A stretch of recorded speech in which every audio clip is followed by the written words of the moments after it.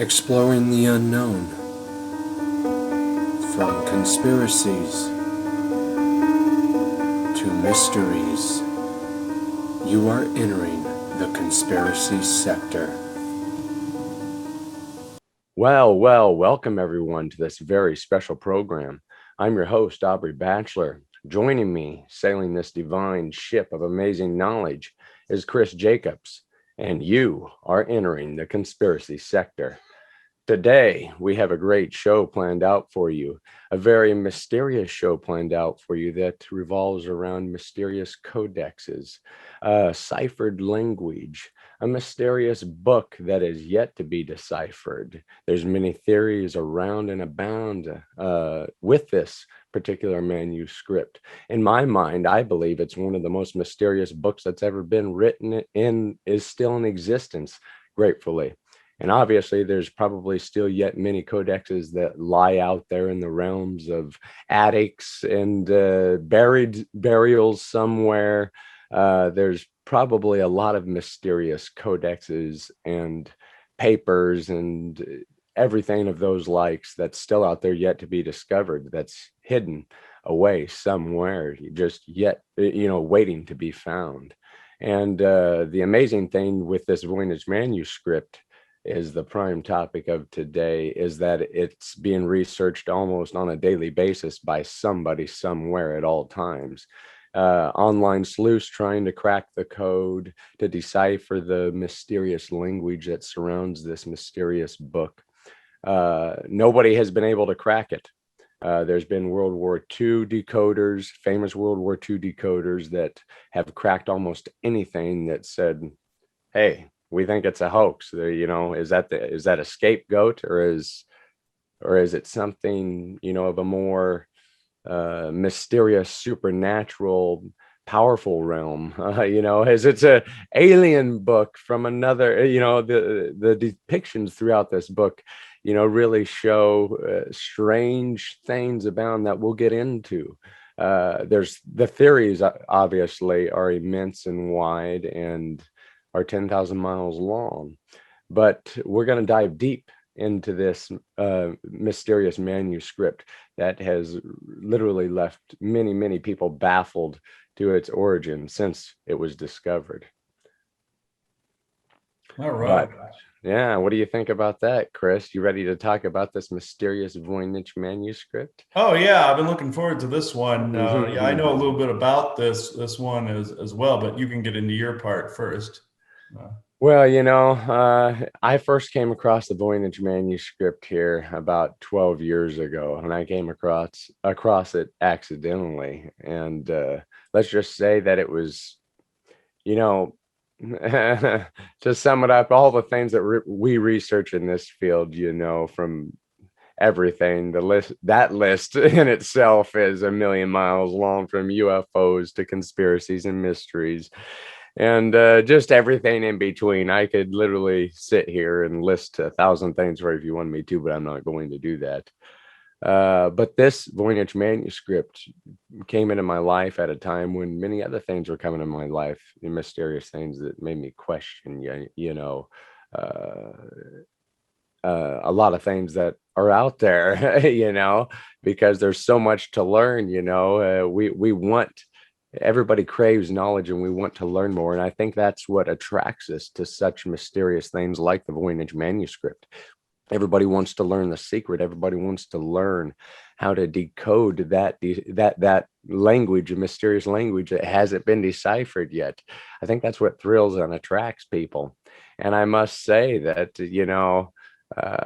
it was made for a reason, whether that was a hoax to make a lot of money or if it really is otherworldly plants that could give you, that are the elixir to longevity and superhumanistic life. Who knows, because we haven't cracked that code. There's been ideas and many speculations surrounding this subject, but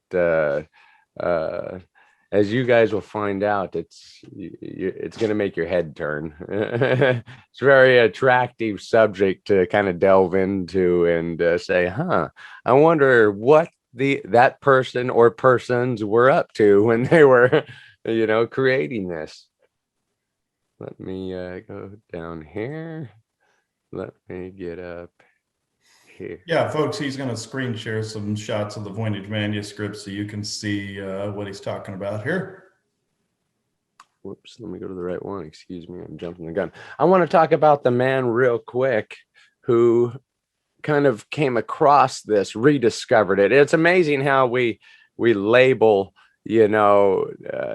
people with becoming the discoverer, when others had already discovered it, but it's just been forgotten knowledge, and then they rediscovered it. But it's almost like the person who discovers it and makes that subject popular, is the one credited with the discovery, even though it may have been discovered by several hundred people beforehand. That person just brought it into mainstream notoriety, if you will. But let me go to find you a good picture of this man. And after researching this man, he really is Wilfred M. Voynich is his not his real name. I forget what his real name is, but he's the one that's credited with the discovery of the Voynich manuscript. And I believe his life, was a very interesting one. I think he's one of those few people that you can say had a very interesting life, if you get what I'm saying. Mm-hmm. But and we'll try to dive on into a little bit of his history here. But to sum it up, he kind of was educated, born into a semi-wealthy family, well educated. He then wanted to become a pharmacist, and while that was good and dandy, he craved more. There was no spring in his step when he was opening up shop each morning to sell elixirs and health potions. But he ended up getting in trouble in some which way, shape, and form, just with kind of judgmental race stuff that's always been going on for as long as history has gone on. And he was kind of persecuted in a way, and kind of on the run back and forth in dealings with different people, on the run, barely surviving. Then he came across an opportunity to hop onto a job at a bookstore. And he didn't speak English very well, but after he hopped on such said opportunity, he knew that he found his calling in life, per se. And I think he became one of the best antique book dealers of all time.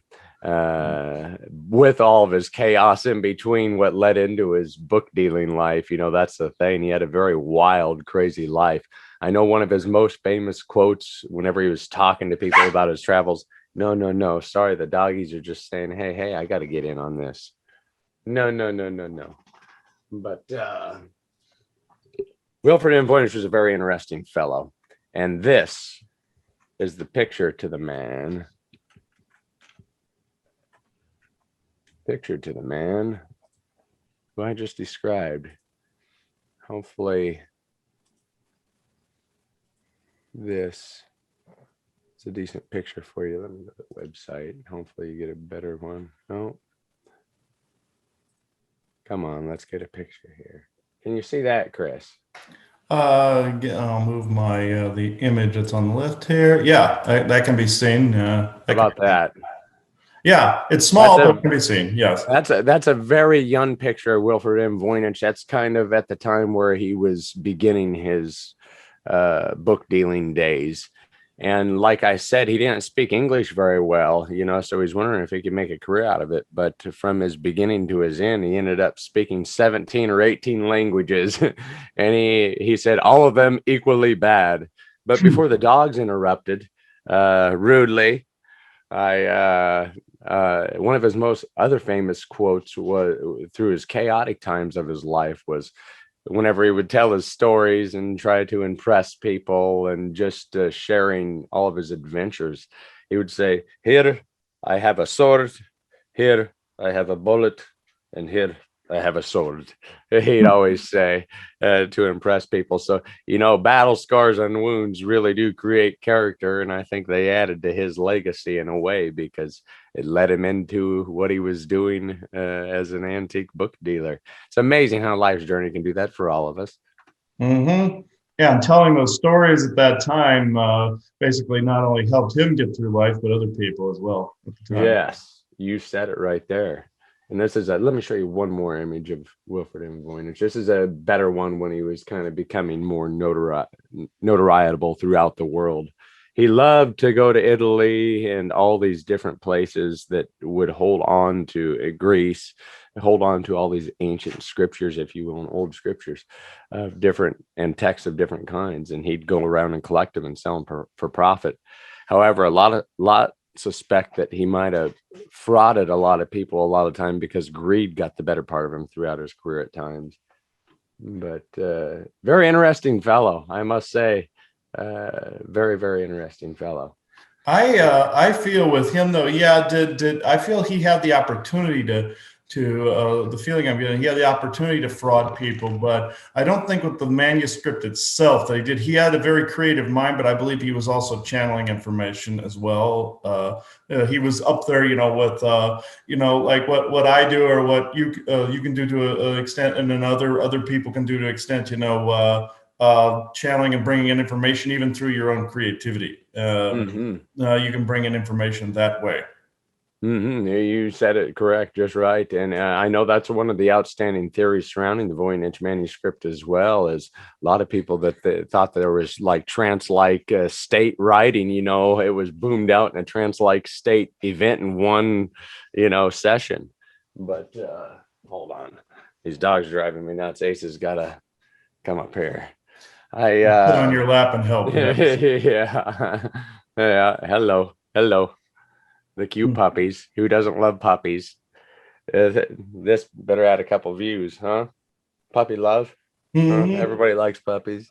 You get on camera, yeah. Yeah, well, you didn't get him on camera. No, he had to get on camera. Well, yeah, he had to smile. He's a good boy.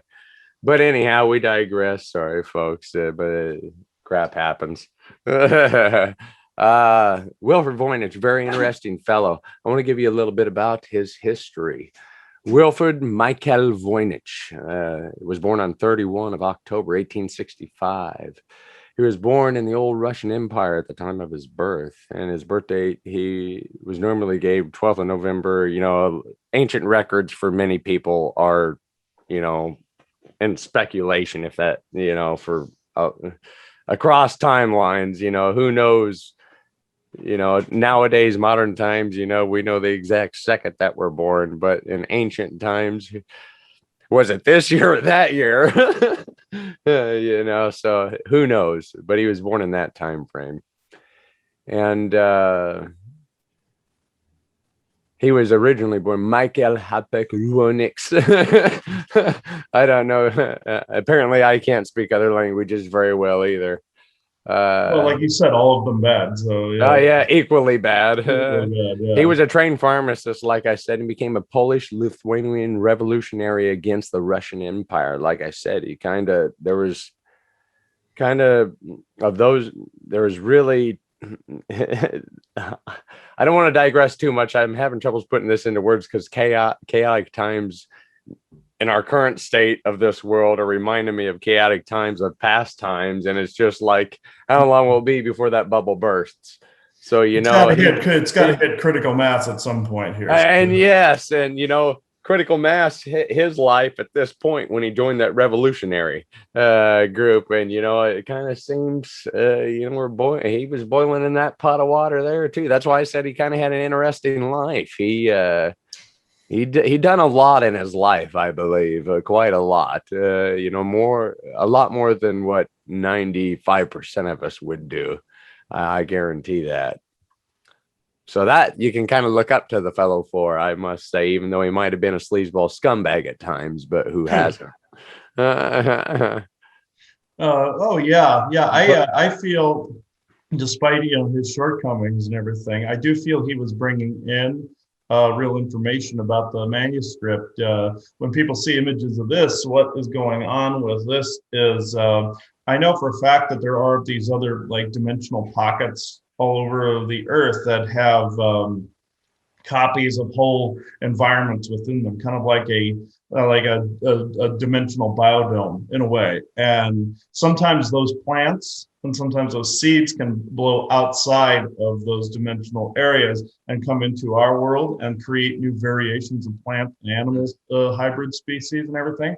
And some of the hybrid animals that people have been finding are sometimes loosely related to this. Like here in Arizona, in one of the channelings I got, I came to find out there's a pocket that exists here where there are fairy and nymph type beings that exist in a pocket, like a group of fairies that are in more of a tribal mode of living. And within there, it stretches all the way from Prescott Valley all the way over to Sedona. And from our perspective, the opening stretches that far. It's more like a crack or like a fissure. And if we saw it visually, and inside that, there's all these different plants and animals and different variations of things that we don't necessarily have here. And there's also other pockets around the world where supposedly extinct plants live within some of these dimensional pockets. And we get other dimensions completely themselves, not just these pockets. We get different stones. Like I found out amethyst is a variation of quartz that came from one of these other dimensional areas from the fusion of different timelines and dimensional barriers and stuff. It compressed the quartz in a certain way and it created amethyst. I came to find that out. So with the Voynich manuscript, some of these things that Voynich was picking up on, even if he was just bringing this up through his imagination, he was picking up on these different variations of things. You don't know how many times I've written what I felt was a fictional story of some kind with certain details, and then later on, closer to now, come to find out there was truth buried in them. Amazing feeling, isn't it? Amazing feeling. Where you're picking up on something. To see the imagination center of the brain is the third eye. It's essentially it decodes imagination. What you're picking, whatever you're picking up on, you're decoding it into whatever story format you're writing, or whatever drawing you're drawing, and you're actually adding in variations of truth in there. Very interesting. You hit a lot of nails on the head that I want to pick up off on. And he was there's many other people surrounding this book other than Wilford that have touched it, obviously. And many of them have speculated, even I forget the exact name of one fellow, but he guarantees that one of the plants in there is a plant that was in Texas, so not too far away from Arizona. Doggies. No. But, if that's the case, if some of these plants can be identified, well, then that gives you a starting spot to, do some investigative work, which, I'm sure there's many people out there that have done, probably made this book their lives. Obviously, he made it a part of his life, for quite a while. So those people really have a immense knowledge surrounding, such said topic here. And I think their research shouldn't be ignored, so we all figure things out together. That's how you connect the dots and figure out the big picture. And I found out anywhere that some of these plants from some of these pockets show up in our reality, you could literally trace it back to the edge of one of these pockets, because of course the seeds blow from where the plant first emerged from the barrier or dimensional barrier.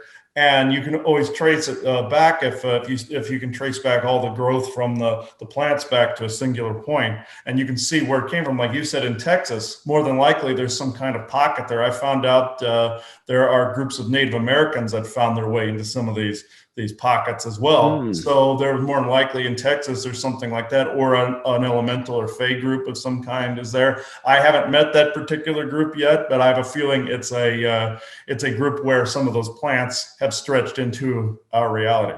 And that's one of the outstanding theories too when it comes to the supernatural world, is a lot of people think that it could resemble fairies dancing around and creating this book. But a lot of the mysterious fae-like lore and plant depictions everything along that line. It's very, very amazing to debate and think about, and who knows, really.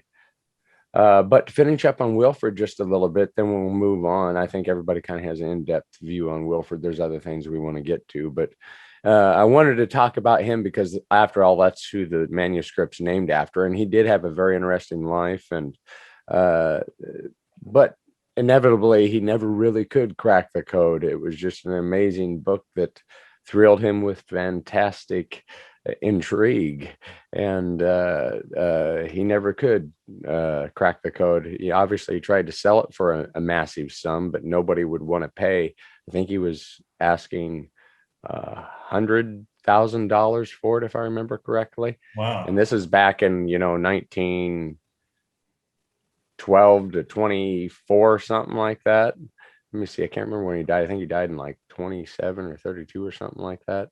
But I know that his wife ended up selling it to a man for 24,000, if I remember correctly, and with the promise that if he sold it for a massive sum, she gets half the profit. Well, inevitably, he ended up piggybacking off of Wilford Voynich and trying to sell it for 100, and I think Wilford was asking 130, then he wanted 160. Okay. And this guy wanted 160,000 in like 1932, if I remember correctly. That's a lot of money at that time. Nobody would spend their money on something like that, because of what was going on. No. And then look at times now. You can compare those times to now too. I'm sorry, I don't mean to take this into a doomsday apocalyptic episode, but take a look around at what's going on. Let's just take example. If gas goes up everywhere for people, if gas has a 300% increase everywhere for people, think about this in every state. I run a carpet cleaning business. A, nobody's going to want to spend their money on carpet cleanings.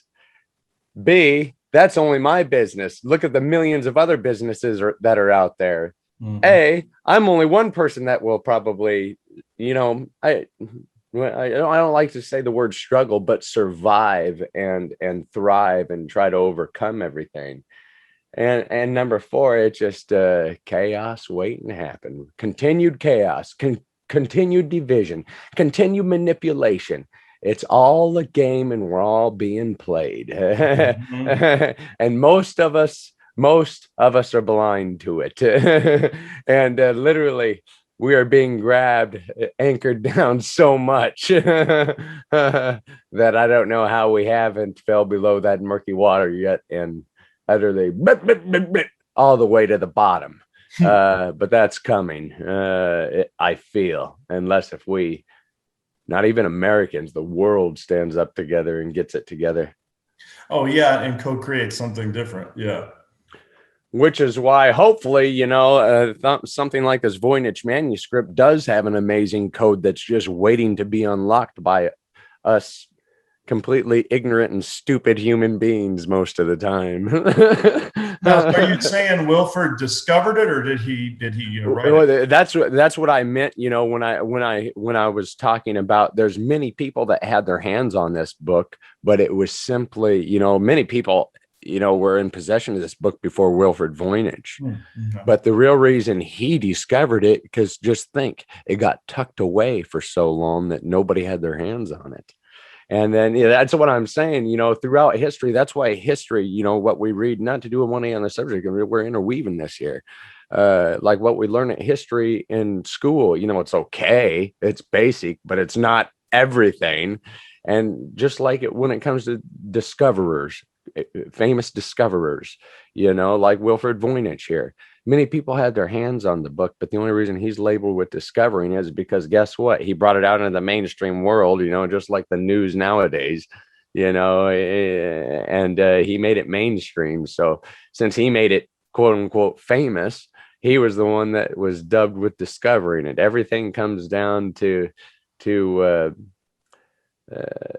of, I guess that would be the appropriate word, famous, when it comes down to having a following. I guess he created a following with this book and created the mystique and intrigue surrounding it, which, in a way, I have no problem with it being named after him. I just have a problem with, history teaching us, about certain discoverers when such said objects or whatever it is may have been discovered or were in the possession or hands of many people, possibly hundreds of people before him. Mhm. Yeah, it could have been How was something it discovered if it was in possession of a, it was Yeah, they took it found. after It the was found. It yeah. wasn't discovered. It was found, and then they named it after the person who found it. Yeah. Well, and see, here's the interesting thing about where it was found. I think he was searching in Italy, if I remember correctly. And there was an apothecary that had a bunch of books for sale. And he seen a chest. And he opened up this chest, and behold, was this mysterious vellum covered book. And vellum is usually goat or calf skin, so it was a skinned book. And some of the artwork in here is very amazing. Most of the artwork is greens and browns, which suggests that it was earth tone colors. So that suggests somebody that doesn't have a lot of money, because more wealthy people were creating colors, and artists were creating colors with different kinds of stones and precious metals and things of that nature. It wasn't common earth material that they were using. They were using things like I'm having all the like aquamarine, and they're just grinding gemstones and creating colors and powders out of those to use in artwork. But the natural earth could be used by anybody. You can go out and create stuff with it. So it was suggested that it was made by somebody. If it was made by human hands, it was made by somebody that wasn't very wealthy. But could that just be a cover? Who knows? Maybe that just adds to the mystique. That's what makes things so mysterious in this book. I think that, that's what's so intriguing about it. And I would say that this book is in the top 5 of most mysterious things ever written. Even if it is a hoax, it still has created all this confusion. So, I think it's one of the top 5 most mysterious books that's ever been blessed to call Earth its home. And you can actually buy a printed version of it now. I was looking at that, but a couple of years ago, I was looking at people were wanting like $500-$600 for it. Also there's also, I believe, some hardcover versions you can buy as well, like regular like print, like you can buy a regular book online. That started to pop up in places too. Interesting. Very interesting. Well, in 1912, he acquired what became known as the Voynich manuscript from the Villa Mondragone. Like I said, that was the apothecary. At times claimed to have acquired it from other places, but may have been to deflect others from his sources of material, because he was very paranoid too. People would come into his shop and he think it was people following him or people wanting, the popular books that he was selling. And I think he came to the belief, if there was one surrounding it, he never did really crack the code or anything, but he believed that Roger Bacon had written the Voynich manuscript, like it says here. And he kind of talked about that in his life. And Roger Bacon's a very interesting fellow too, but a lot of people know a lot about him already. There's Voynich one last time. Say bye-bye. Bye, Wilfred. Bye. Thanks for all your work. I think he was an interesting fellow. I really do. And let's go to 2 more interesting fellows I'll just talk about real quick. Here's the 2 hoaxers that are claimed to have maybe sold this to a susceptible king. Edward Kelly, right there.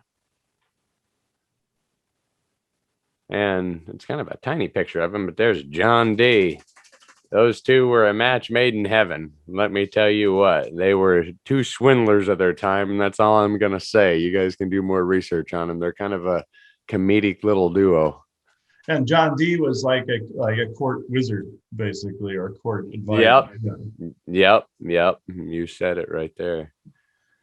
Mm-hmm. Let me go to some pictures. I'm going to show you some actual pictures of the Voynich manuscript. Go ahead, Chris. Do your bidding. Alrighty. Well, I thought you were going to show pictures. Okay. I will here in a bit. I got to refind them. I'm sorry. I had all my tabs ready, but typical Chris and I like that right after I start talking about that dog problem. Mm-hmm. Whenever Chris and I get together, I'm not making excuses here, and he can vouch for it.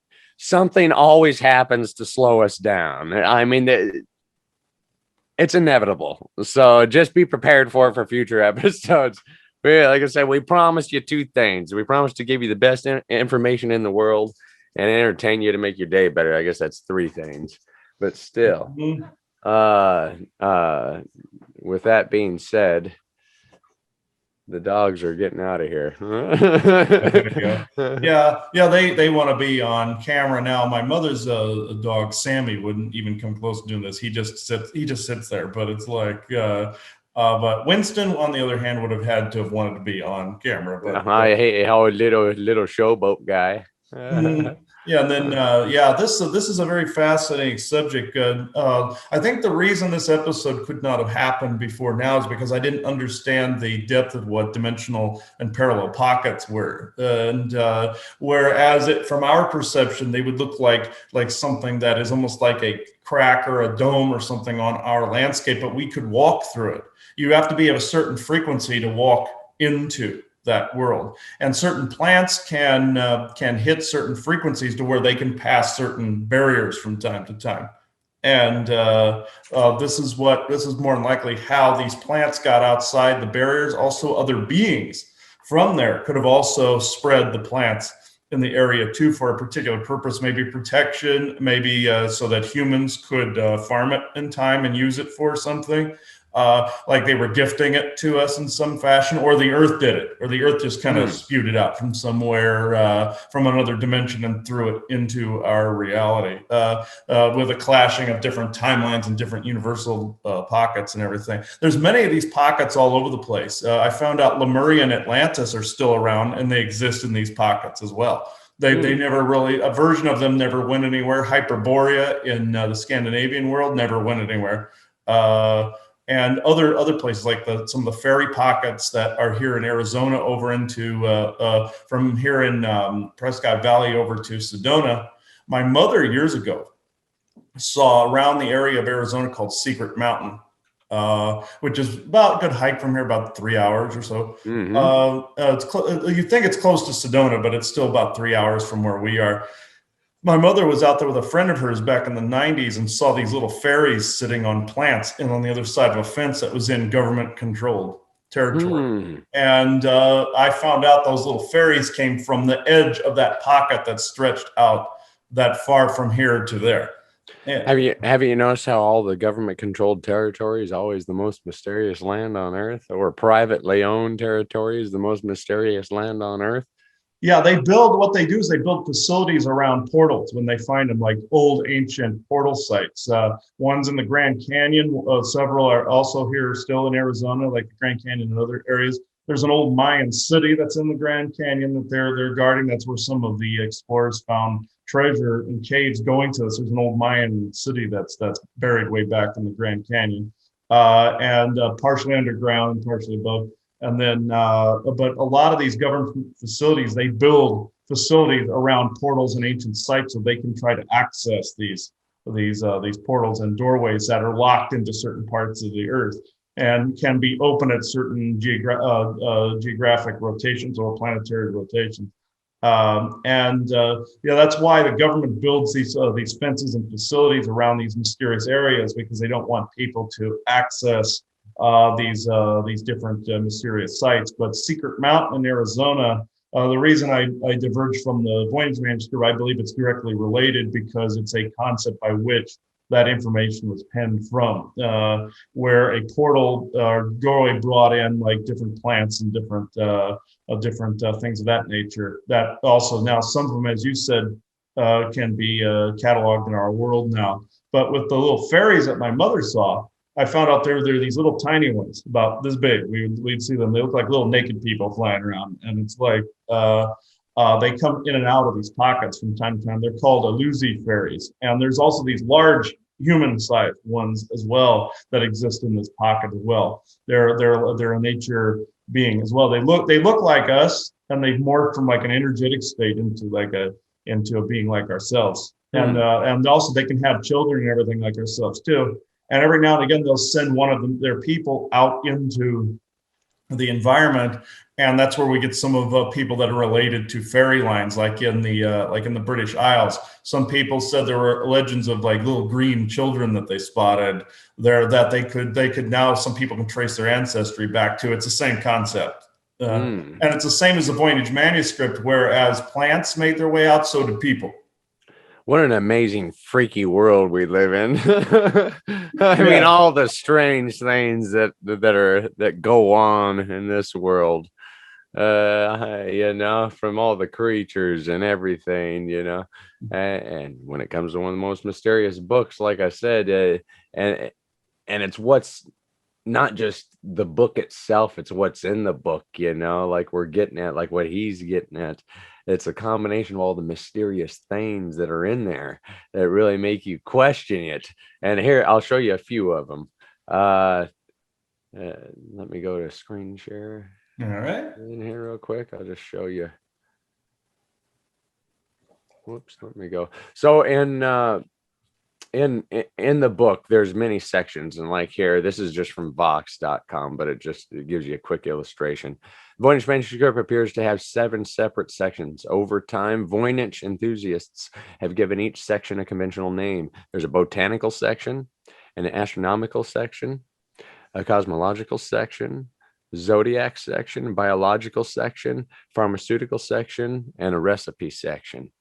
And the biological section is one of the most mysterious that there is. It contains a lot of here you go, boom. Now, if you're listening to this program on your phone, and it's in your pocket or something, a lot of us do that. Here's a good time to get your phone out of your pocket and take a look at a picture if you're not aware of the Voynich and you want a clue on what we're talking about here. This is one of the most mysterious art depictions throughout the Voynich manuscript.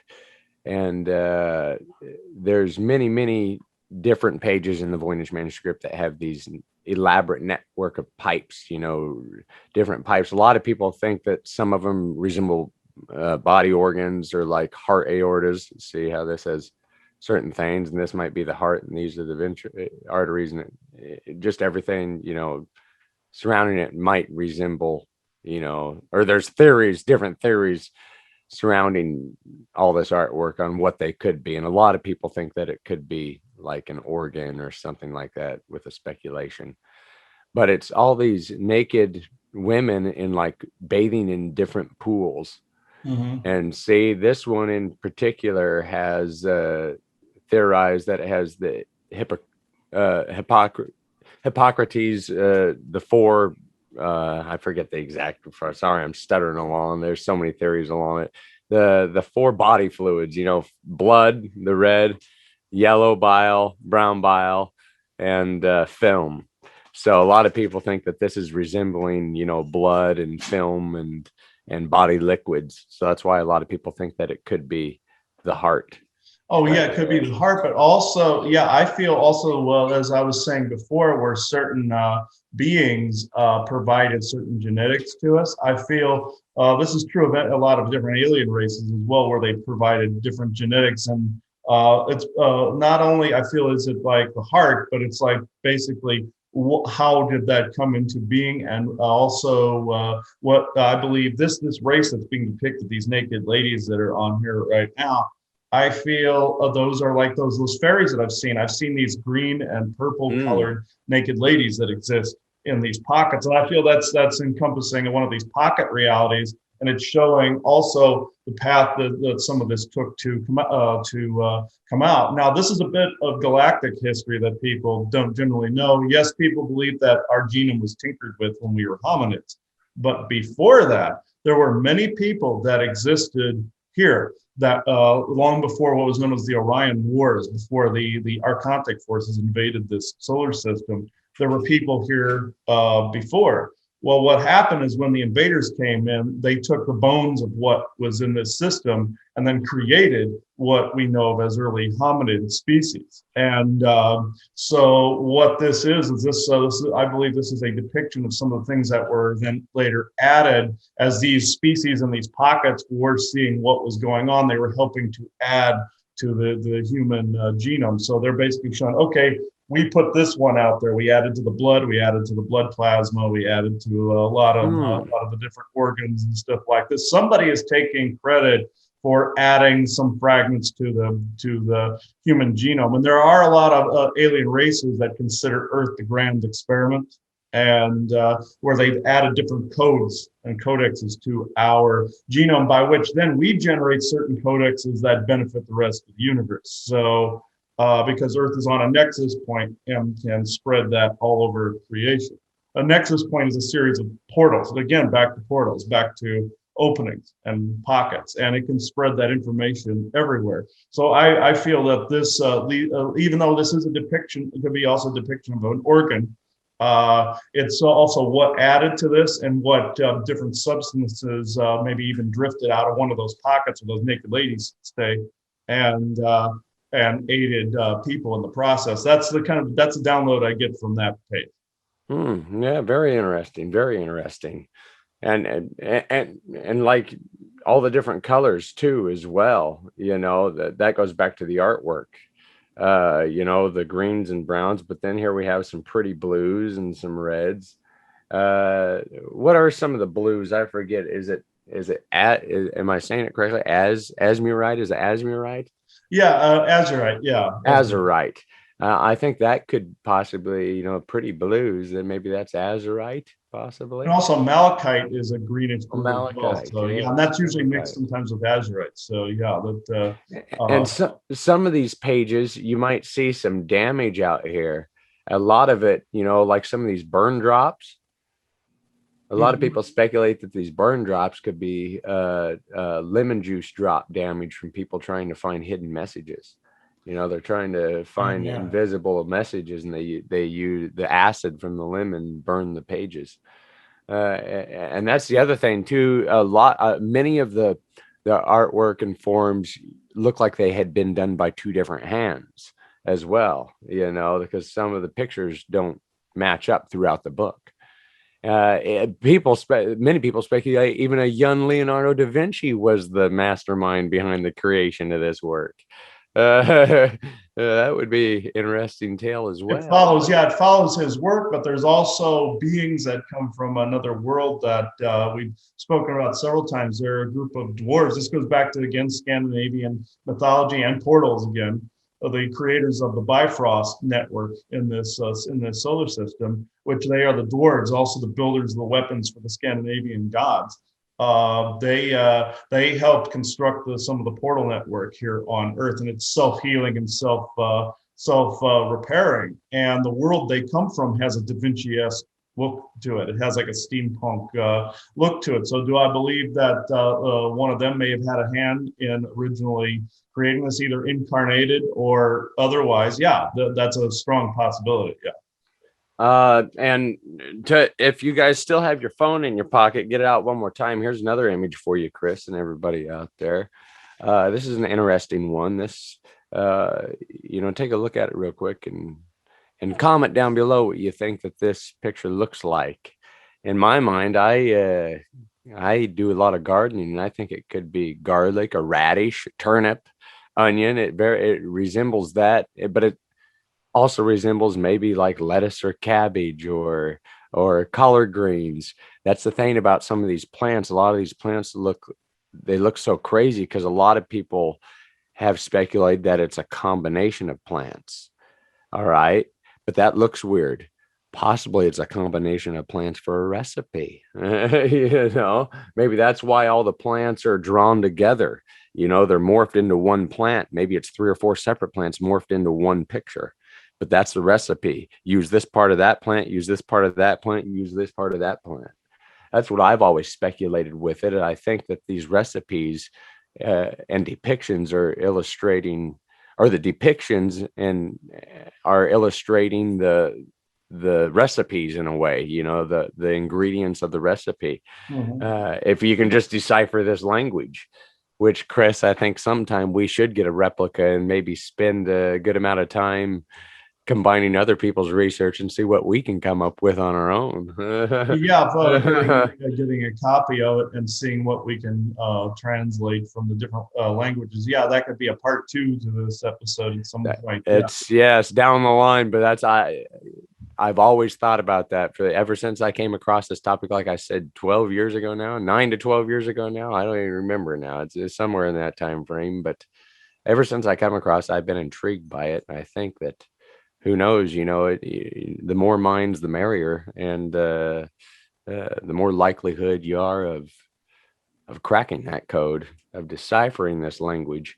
Well, look what we did with the Egyptian hieroglyphs. It took time, but you know, they knew what they were talking about, but time made that lost, and we lost that knowledge. But with research and bright minds, we recaptured that knowledge into modern day society. And Yeah, this may have come from also, I feel, there's so many civilizations that have risen and fallen on this planet that we don't know about, even over hundreds of thousands of years, that I feel some of this information has come from. With that picture you saw, I feel that was like, you could say that was plant genetic research as well, where they were showing the different recipes and combinations that could create a singular plant. You're dealing with also a couple of cultures, several cultures out there that can and know how to combine the different plants into different remedies as a singular growth too. So I feel, yeah, something like this is also teaching people how to combine different plants. You can do that even without genetically manipulating anything. You can have different plants together and try to graft one onto another as well. So I believe that depicts this. Yeah. That would be amazing. I was just talking about that with a person a few days ago. You know, I've seen a person somewheres in Oregon, I believe, if I remember correctly. He grafted like 7 or 8 different kinds of fruit trees onto one tree, and it's all budding fruit, you know, different kinds of fruit. Oh, wow. Amazing would that be? So that it's being done in real life. Combination of plants is what I'm getting at. You know, like you're saying, grafting trees, and just amazing what nature can do, and humans as well. The combination of the two can be amazing, you know, if we do right for the world. But yeah, I feel like like say with the negative GMOs that are out right now, that's the poisonous side of it. But there is a good side of it, which is this, which is also the tree you were talking about, the different fruits. So there is a positive side to that is not as well focused on, because people are focused on the negative portions of it, the poisonous portions of it. But if you flip it to the positive, you have things like this historically that match up to ideas such as that. Well, just one more little thing surrounding this. On a stream, where is it at?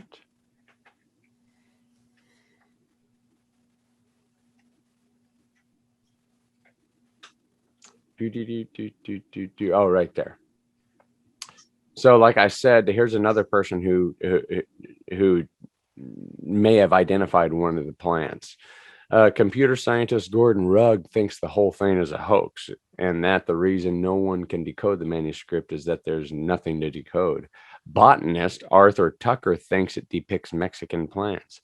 Physicist Andreas Schinner thinks that it was written by an autistic monk who subconsciously followed a strange mathematical algorithm in his head. You know, and that's where a lot of people think that somebody knocked it out in a translate state, you know, and just amazing everything, you know, all the speculation surrounding it. That's why everything becomes so deep in it. But, you know, maybe everybody's overthinking it. Maybe it's a lot simpler than what we imagine. You know, watch it just be, you know, I think they said that there's 26 different characters being used in the Voynich manuscript, 26 to 28 different characters being used in the Voynich manuscript. So similar to our alphabet. You know, if you can just understand what it might say and figure out a few words, that might lead to to a higher level of figuring out what everything might be. See, that So, proves from civilizations that have risen and fallen, or have tucked away in a background into a pocket somewhere, or in another dimension somewhere, that that language may have been lost to us, but it's still within the overall benevolent Akashic records that are out there. So it's eventually going to be translated. I feel somebody may have left that there, so we had to learn how to decipher it. It would have brought us to a higher level to actually do it, to accomplish that. Very interesting. What I must ask, do you want to give me your top 2 or 3 theories of what you think or who you think created this book?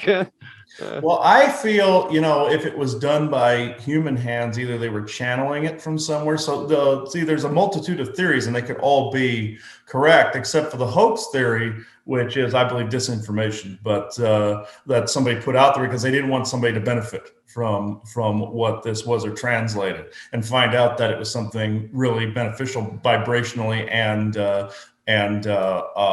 health-wise. But my theory behind it is based on what I know about a lot of these races out there. That, of course, it was input into our society either through an incarnated being of some sort or through a channeling, but it came from otherworldly, other dimensional, and I believe that civilization is still watching us now. The one that language is from. I feel that they're watching. That could be in a fairy language, but I also feel that dwarven race I spoke about is also responsible for this as well. I feel it's a mixture of different races that added to this, but it was still penned in more of a fairy tongue. And okay, I'm getting validation after validation for this, because I keep getting this. When I get this jolt up my spine, that usually feels I'm on the right track of it. But my personal opinion is this was information from another dimension, and some of these plants that people that they cataloged were in these other dimensions. Either somebody traveled there physically and saw this and documented it, or they saw it in their head and documented it, and like they bilocated, like what I do, or it came through in some imaginary time while they were sitting in meditation or something like that. Like you were talking about the autistic monk. Autistic people tap into a vibration that some other people don't understand and don't get. Yeah. And so that lends to the whole channeling portion of it. But do I feel the origins of it are what I said before, other dimensions and other planets and other races? I feel they contributed to it, yes. Even if it was written by human hands, which obviously it was on vellum. So an alien probably would not have done that themselves on their own planet. They would have left it in stone or in... Well, they could have abducted a cow and you... yeah. Oh, yeah. Like the world of... Watch that be the actual truth behind it. Aliens had an early cattle abduction event, and they used the skin off of that cow to create the vellum. Yeah, I don't doubt anything anymore. Yeah. Style of... It's also in like a Da Vinci style, which Da Vinci was also from that world where the dwarves came from. They call it the world of wheels because it's all has gear-like shields and stuff around it that travels through space like a spaceship. What happens is they have incarnated brethren here as well to help elevate people's scientific and creative aspects in some ways, and also they're known for gift giving at times as well. Kind of like it's where some of the Christmas story came from Santa's elves. It's basically Odin's dwarf helpers. So it came from that, and they're known for gift giving. I feel even though fairies contributed to it with their language, these other people I believe helped gift give it to people either through a channeling with that other group's help, or they helped write it in some fashion. But I feel humans were involved. I feel elementals were involved as well. So I feel this is also part of a galactic database somewhere as well. And they wanted to translate it to humans so humans could benefit from it in some fashion. That's what I feel. Yeah. I like. But yeah, we can also bring. I know Isaac's been chomping at the bit to come. Sure. So we can bring him in, and then he'll probably say the kind of the same. Pop on in. Yeah. He can end the show. Yeah. Okay.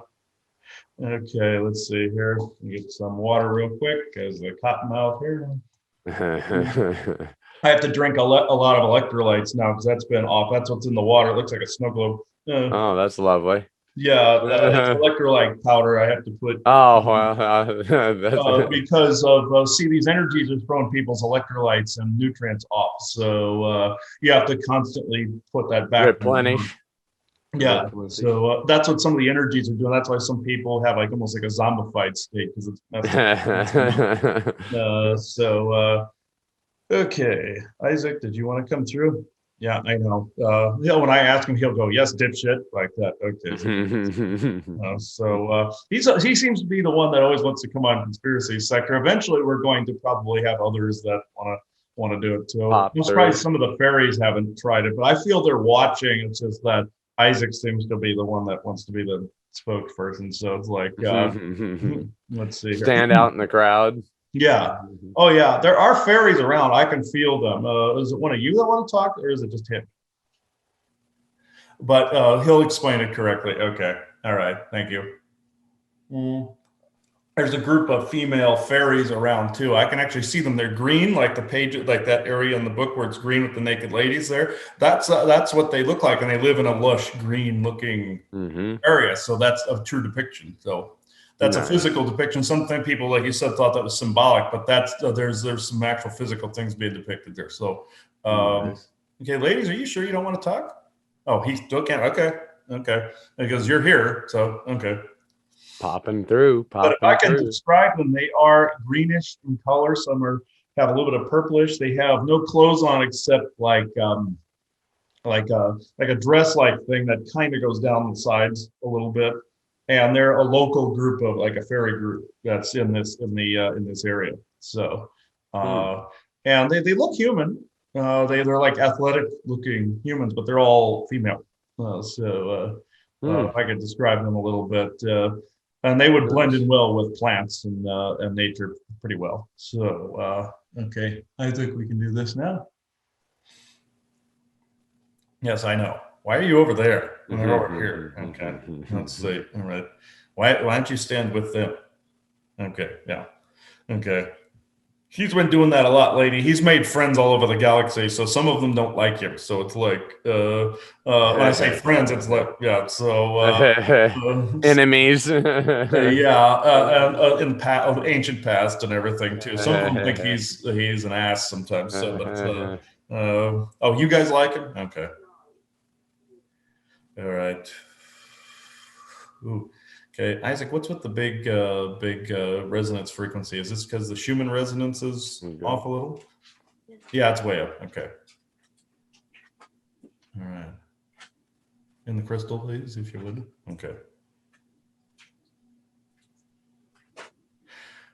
Yes, this manuscript is quite interesting. All the theories that have been presented today are, as you would say, dead on the mark because of its dimensional resonance frequency, along with the language that was said that is in a partial fairy tongue translated into more English phonetics in a way.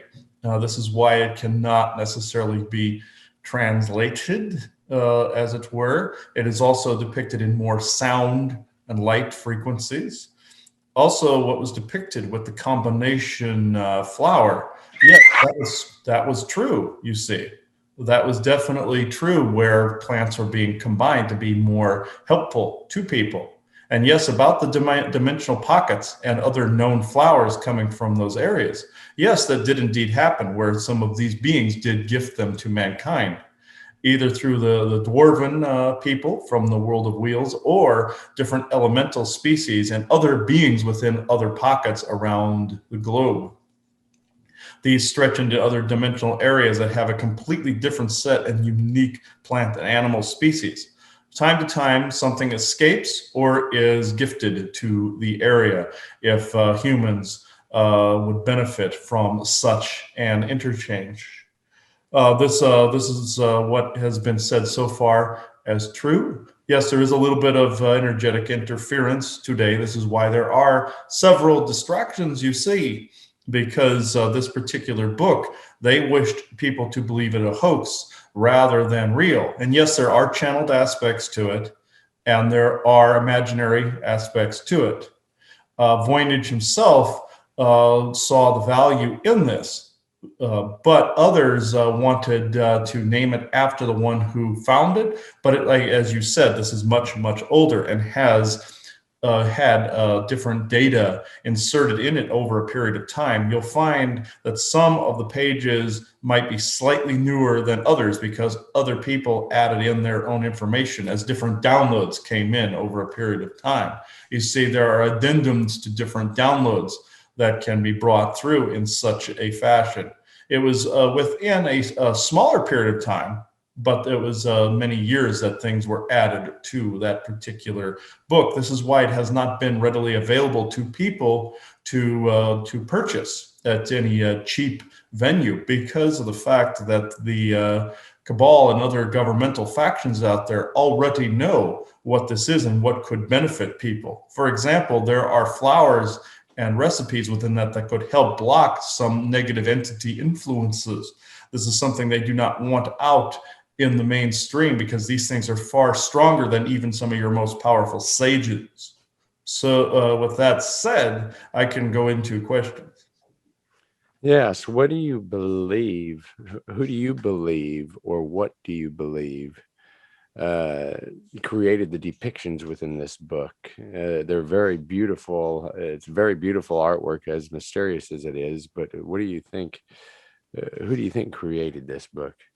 This is a mixture of things. As I've said, humans did indeed pen a lot of the work, but they were getting it from other worldly beings, either incarnated in human form, or they were channeling through those particular people to depict and draw these different beautiful illustrations, like the depictions of the nearby fairies here within that one page. Yes, does that characterize different human organs and blood types and such? Yes, it does.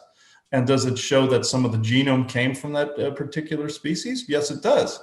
But this information was being channeled through different humans, more than one, that added to this particular manuscript. It was actually a group of people that were dedicated to finding out this mysterious type of information, and they spoke to some of these other worldly beings. This book is far older than people believe it to be, and you are thinking, if it's on vellum, why and how would it have survived? It was kept in very, very, very low light places and added to over a period of time. It was also taken care of with different additives that were also spoken about within the book, you see. It was taken care of different liquid additives that made it so that it lasted longer. And yes, did people try to ruin, let's just say, some of the pages with their lemon juice and such? Yes, there are no hidden messages within the vellum themselves. It's all out in the open for people to read when people translate it. But these particular people knew how to read and write that particular set of fairy phonetics, you see, at that particular time. That autistic monk that you spoke of was also an incarnated version of one of these particular council of people. So yes, did he add to this as well in his own way? Yes, he did. You already took one of my next questions away already. I was going to ask if there's any hidden messages. So never mind about that. You already answered it in relation to those lemon juice drops in an attempt to find those such said messages. But what do you think? Do you think that there's any very powerful recipes that are listed within this book? Or I know that there's a recipe section, but what do you think the most powerful recipe could help humans with, if there is such a thing? That's kind of a big question, but it's a speculative question. But what do you feel as if would be one of the more powerful recipes in this book? What is it trying to give us? Basically, there is a recipe within there that could cancel out nearly all viral contagions that exist within the world currently at this moment in time. This is also another reason why they are labeling this book a hoax, because they themselves know, the ones causing the disinformation, they themselves know that this particular set of recipes, there are a couple variations in there that would literally cure every viral contagion on the planet, even your common cold. This is also listed within this, you see. If these particular plants were combined, not only would your government try to label it more of a poison, they would basically say it was too dangerous to use, you see. And this would be more of a catch-all or cure-all for, say, certain allergenic reactions, such as yourself at this time. That would get rid of some of these different reactions. And it would also get rid of the common cold. This is something they did not put out. This is one of the more potent recipes that is within that particular book. There are others, of course, that also get rid of dark entities. This other one does work with this. I, at this time, cannot reveal the combination of plants on this particular show. This would have to be translated from the book itself. Once it is done so, and it is out in the open once again, even though technically you can say it is in the Akashic record, but humans in the here and now must rediscover it on a translation basis. If you too eventually get to that point where you are translating it, then so be it. At that time, I will point out that particular recipe and set thereof, but just know that there's also an energy vibration within that book that carries the vibration of that cure-all. It is within the recipes section of the book, and it presents a certain particular combination that would get rid of the common cold itself. You just answered another one of my questions. I was going to ask if there's any spiritual concoctions in there that might help with, things of that nature, repelling bad energy and increasing good energy and things of that nature. But do you have any final statements you want to make surrounding this book? Anything you want to tell us to get off your tongue surrounding this amazing codex? Do you think that it'll ever be deciphered? Do you think it'll be deciphered in our lifetime? Any other information you want to give surrounding this mysterious codex? Do I feel it will be translated in your lifetimes? Yes, I do firmly believe this. As this is being translated, there's also a vibration that goes with this, you see, as that language is being translated. Think of back to your Lord of the Rings series, for instance, when your J.R.R. Tolkien created, quote unquote, the fairy language and how it had a power behind it. Even the evil languages of Mordor in the books had different power to them, you see. Within these words, within these phonetics, once they are enunciated properly and once they are written in more of a translated tone, let's just say, they will initiate a vibrational tone that also helps elevate the energy of the user and the translator, you see. This is why it has to be done very, very slowly. This is also a book of spells, as it were, as well. Very much like some of your other books and codexes that exist on both the negative and positive polarities out there. Words are spelled to spell, also to enchant, you see. This is also part of this book, so it helps raise the overall vibration. This is also why your cabal wanted to label it a hoax, because they didn't want people believing in it and finding a way to tap into that vibration from within. This is just another way to separate people from themselves. Well, thank you, Isaac. Appreciate that information. Very enlightening. Thank you. It was an honor and pleasure as always. All right. Howdy. Nice. Yeah, there we go. Yeah, that's very interesting. I could see in my head, he was showing me different like flower images and stuff really very quickly. Even though he was saying, I won't reveal the formula at this time, he was showing me different flowers. Like he was showing me this red coned like flower concoction. I know comes from another solar system. It comes from another part of space. There was another race on the Galactic Interstellar Council that came in that said there was this vermilion colored like horned flower that had a healing ability that we have here that came from the Cassiopeian star system. So I feel this also depicts some stuff from other star systems as well that have been placed here by aliens too. So that's another thing. And he was showing me that flower and a couple of like different grasses, like different like fern type grasses as well. that were being depicted and combined in that book. So he's going to eventually make me figure it out and try to add stuff to some of my sprays and stuff like that. Because I've been making different alchemical concoctions that I allow the sun and the stars to charge up for different entity repelling, and I've been finding all the different entity repellers that exist and threw them into this formula. And needless to say, that pissed off a bunch of negative entities. So they can't come high here. High activity. It creates a lot. It basically, it's like it's like the roaches when the lights come on. They just go everywhere when this stuff hits the ground. If it drops on the ground, they're gone. So that's the kind of thing I've been doing. So yeah, he was showing me images of that in my head too. We could have used some of that spray when we were doing the ghost hunt in Burwell. That definitely would have helped doing our paranormal research in Burwell and other places. Yeah, that would have definitely helped. But I only recently cracked the code on a few things. So who knows what type of activity we would have got. Exactly. We would have gotten a stirring up of a lot of stuff. I know. So you put it on either ends of the house, like by the doors and windows. It works really well. Wolfsbane is another powerful clearer. That's in the werewolf legends. Wolfsbane and silver. They're trying to outlaw that even as we're speaking. Now, Etsy won't allow people to sell it anymore.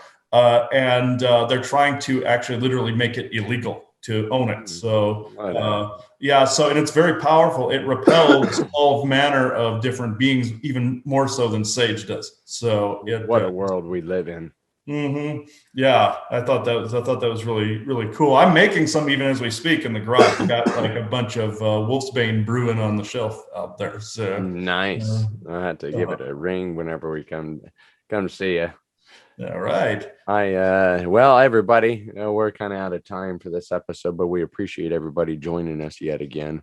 Sorry for all the interruptions. The doggies, I got a new puppy and it's kind of been crazy trying to train them all. So I want to apologize for all that. It kind of lost trains of thought, but I hope that everybody's been doing well.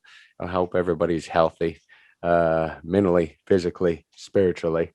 I wish everybody the best. And I want everybody to take this knowledge in this episode. If this intrigues you, do a little bit of research with it. Look into the Voynich manuscript. Perhaps you might even be the one that cracks the code and catapult yourself into the history books. Thanks for joining us, everybody. You are now leaving the conspiracy sector. Bye-bye, everybody. Thank you. Bye-bye. Have a good week. Hello. This is something I'd like to add to this conspiracy sector episode. In today's session, I spotted a ring on the person's finger that had the same writing as what is in the Voynich manuscript. And what Aubrey and I were able to determine through Isaac's help was that it was an elven fairy script. Well, this ring was causing a dangerous entanglement on her right hand in that meridian. It was an etheric ring, not a physical one. And it had a flower bloom just like what was shown in the Voynich manuscript. Well, it turned out in a past life, she was one of that council of people that was mentioned by Aubrey, me, and Isaac. It turned out that she volunteered to bring in this information. But in the modern day, this same group has been hijacked, not the Voynich manuscript itself, but a derivative organization that believes they're getting information from benevolent sources, as well, like with other channelers, of course. And it was really reptilians underground that had a crystal attached to their head. Draconian Orion, but I believe these were a separate group of some sort. They had a different look to them. They had a crystal attached to their forehead and were aiming it upward. I know Draco is said to do that too, and some underground reptilians, but this was a different, like round-headed, like human-looking reptilian or reptoid type group that were kind of greenish purplish looking. Had greenish purplish bluish and yellowish scales, kind of pretty looking, and they had some feathering to them. I believe they were feathered serpents around the neck, but with this horn on their head, this crystal they were using to project this upward, they were obviously serpents of some kind. They were not benevolent, and it was this place in Ireland I saw that was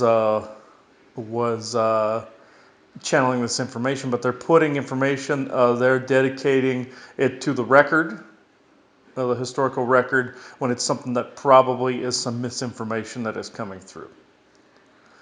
And I wanted to put that out there. Sorry to this Irish group. I do apologize if you believe you're bringing through something benevolent, and you were linking it to you're part of the old Voynich Manuscript Council that brought the Voynich Manuscript through long before it was called that. I'm sorry, but you're bringing through misinformation at this point. The older information is better. But how the tie is, what became a dangerous entanglement is this. It was then tied to the old agreement that the old incarnation of the group made. And those reptilians saw that as a form of consent. It was past life tied into modern day because it was an oath to bring this information through, which was originally benevolently brought through. But it wasn't maintained properly, and some things changed gradually over a period of time. More than likely, this reptilian group added and subtracted things from the rules, eventually making it untethered or unmaintained. So this is how it currently stands. Voynich Manuscript, great, benevolent, positive, awesome. If you can get a copy of it, which I think they sell, they're starting to sell it. I may have been wrong about the Amazon thing. I'll look that up, but I'll look it up soon. And if I find a copy of it, I'll put the link in the description or in the comments, or I'll share the link on Facebook in some capacity. That's what I wanted to add to this, because I know this person would not let me post that part of her read, but I figured I'd just repeat the information on here since it is relevant to the Voynich Manuscript. And once that was all discovered, and it was that oath was revoked, since it got tied into the new corruption, it vanished. So I figured I would point that out. It is 12:58 p.m. Tuesday, May 11th, 2021. Thank you.